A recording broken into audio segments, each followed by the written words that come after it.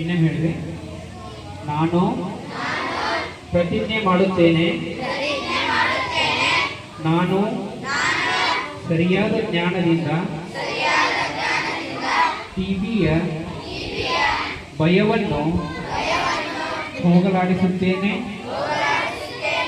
ನಾನು ಜಾಗರೂಕರಾಗುತ್ತೇನೆ ಮತ್ತು ಟಿಬಿಗೆ ಸಂಬಂಧಿಸಿದ ತಾರತಮ್ಯ ಮತ್ತು ಕಳಂಕವನ್ನು ಕೊನೆಗೊಳಿಸುತ್ತೇನೆ. ನಾನು ಟಿಬಿ ಮುಕ್ತ ಭಾರತಕ್ಕಾಗಿ ನನ್ನನ್ನು ಅರ್ಪಿಸಿಕೊಳ್ಳುತ್ತೇನೆ. ಟಿಬಿ ಹಾರೇಗಾ, ದೇಶ ಜೀತೇಗಾ.